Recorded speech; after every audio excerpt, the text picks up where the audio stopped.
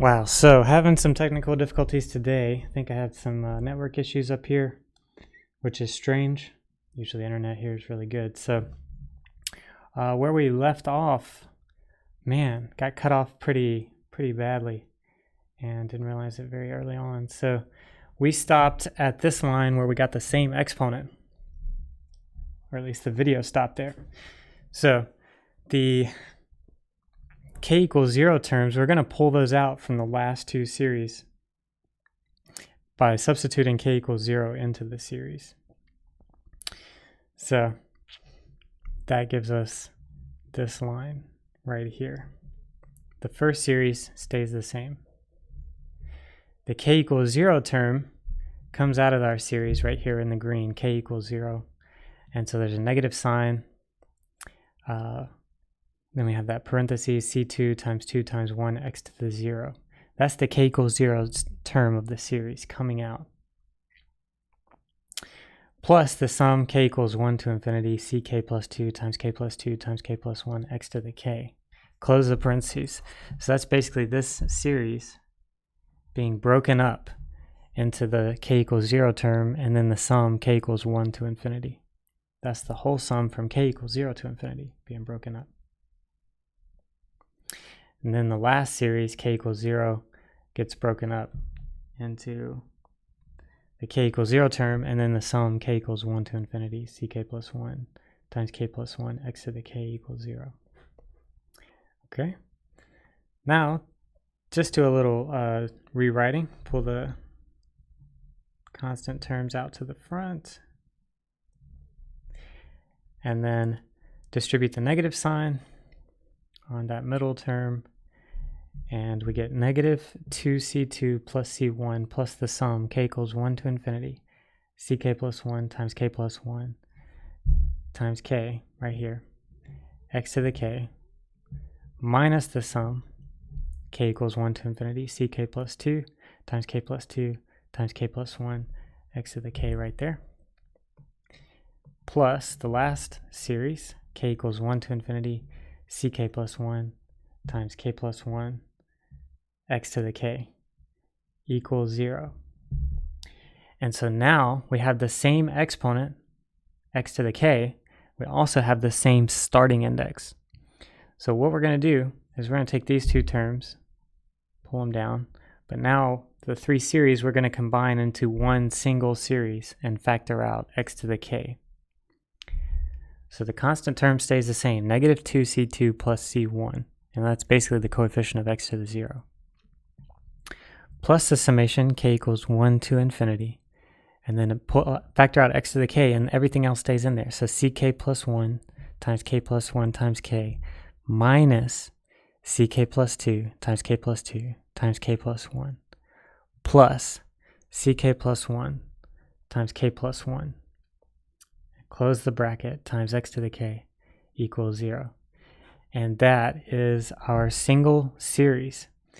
Now, our goal is really just to find the coefficients of the series. Well, because of linear independence, we can equate all the coefficients of x to the k to 0 because of linear independence, which means the coefficient of x to the 0 has to be 0, which is really just the constant terms. So negative 2c2 plus c1 equals 0. And then also the big bracket, we set that whole thing equal to 0. So now we're in a place to start to find our coefficients of our power series. And once you have the coefficients of the power series, you can say that you have the solution. So let's try to find the coefficients. So I can say that, let's see, C2 is equal to 1/2 C1. So that's our first term, C2 in terms of C1. And then also we can write, let's see, CK plus 2. Do a little algebra down here. So I can say CK plus 1 times k plus 1 times k plus ck plus 1 times k plus 1 equals ck plus 2 times k plus 2 times k plus 1. Now, a little more algebra. What we can do from these two terms is factor out this ck plus 1 term. So it'll be ck plus 1, k plus 1. And then factoring those two out, we get k plus 1 left over equals ck plus 2, k plus 1, or k plus 2, k plus 1.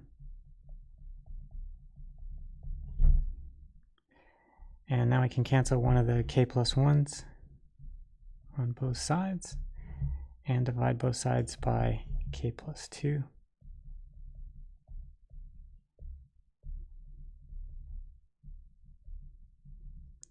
And now we have ck plus 2 in terms of ck plus 1.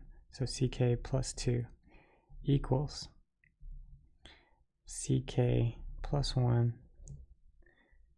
times k plus 1 over k plus 2. And this is what we call our recurrence relation. And this is true for k greater or equal to 1 because that's where our series was starting for this. So for k greater or equal to 1, this is what we call our recurrence relation.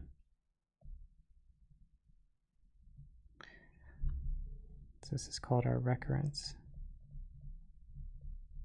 relation.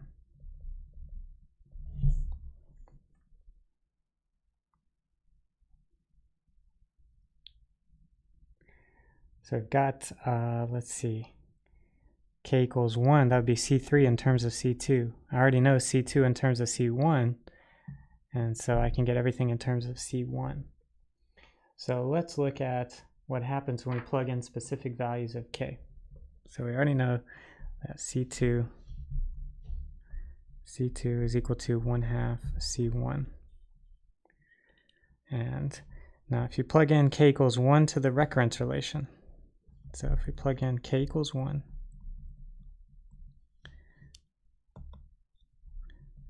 what do we get? We get C3 be equal to C2 times 2 over 3. So 2/3 C2. But C2 is in terms of C1, so that's 2/3 times 1/2 C1, which is 1/3 C1. So C3 is actually in terms of C1.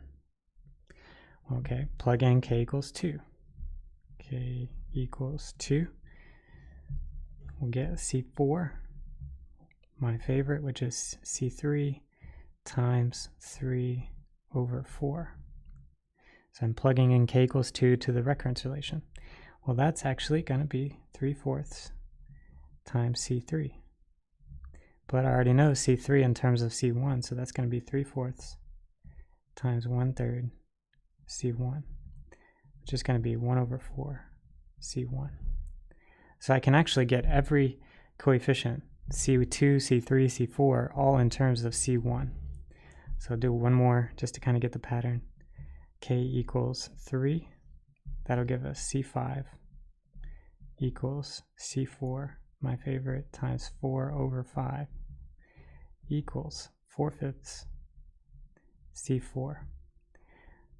Now we know C4 in terms of C1, so that's going to be 4/5 times 1 over 4 C1, which is going to be 1 over 5 C1.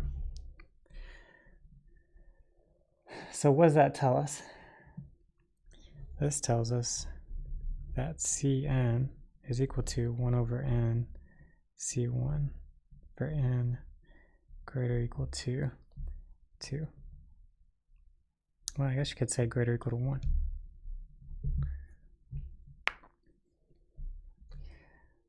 So, if you remember our solution, so recall,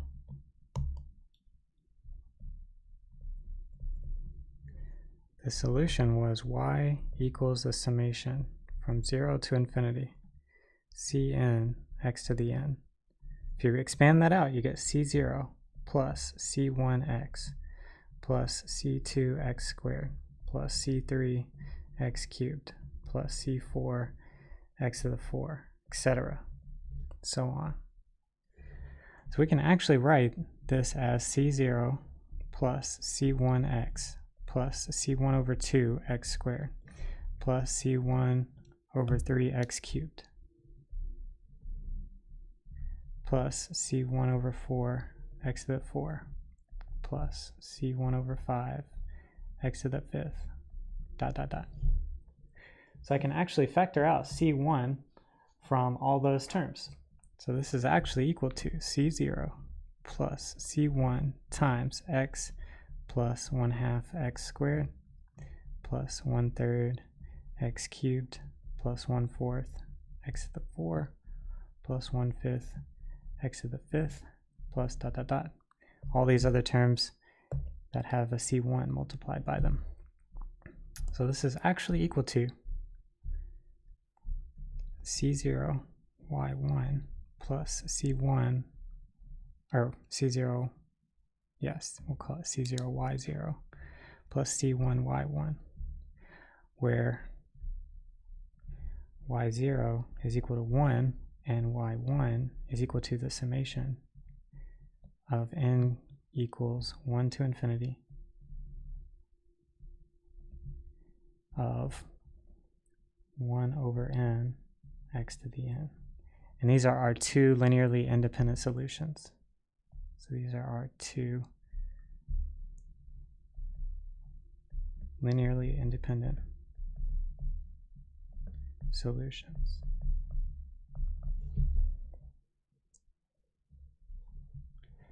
So you could really say this is c0 times 1 plus c1 times the summation. N goes from 0 to infinity, or sorry, 1 to infinity. 1 over n, x to the n. And that is our solution, general solution to the homogeneous equation. So it's the general homogeneous solution.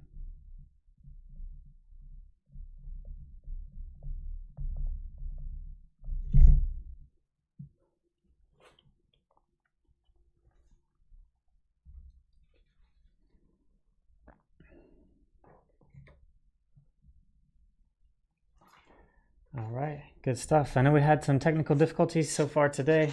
Hopefully those are done. Hopefully I won't have any more connectivity issues here, because the next stuff is a little heavy. So we'll take a minute, ask questions, I'll answer, see what's up before we get into singular points and method of Frobenius.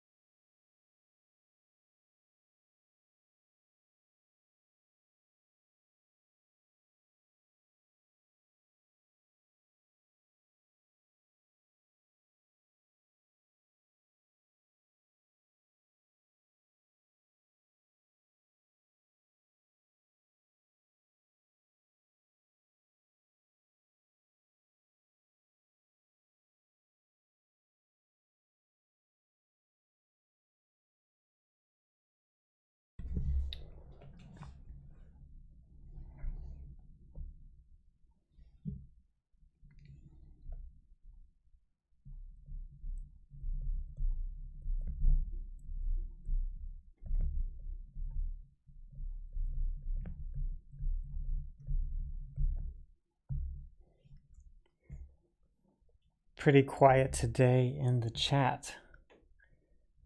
First day back from a long extended weekend. I guess that's to be expected. But this stuff is super important.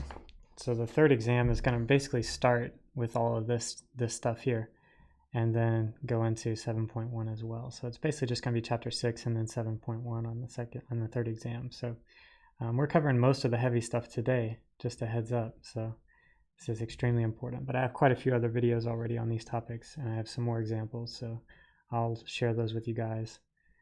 Make sure that you can understand what's going on here. So now, solutions about singular points. Remember, a singular point is any point that makes the coefficient of a2 of x equal to 0. So recall a singular point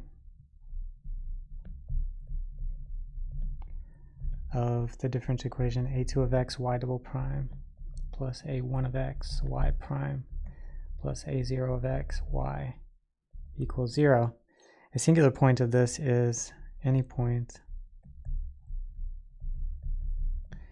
such that a2 of x is equal to 0. So any point that makes the differential equation, the leading coefficient, equal to 0 is a singular point. Now, definition. A function f of x is called analytic if it can be represented by a power series on at least some finite interval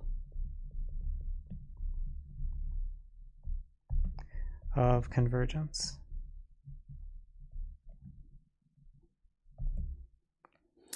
So we call a function analytic if it can be represented as a power series on some finite interval of convergence. Now, depending on whether our differential equation has functions in it that are analytic, that tells us whether or not our singular point can be regular or irregular. So in standard form,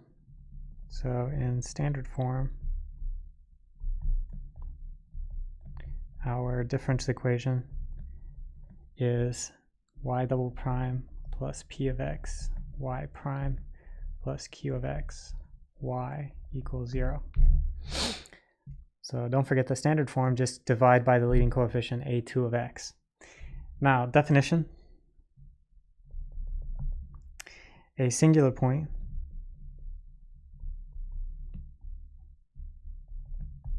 x0 is regular if and only if the functions p of x,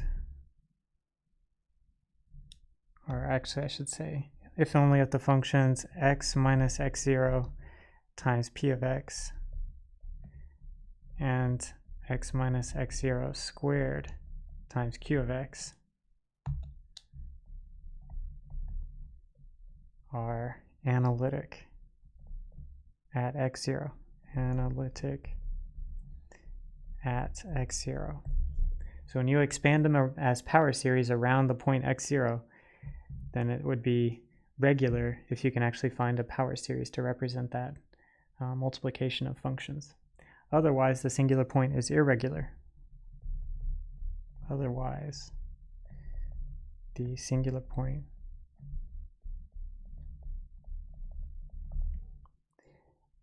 is irregular.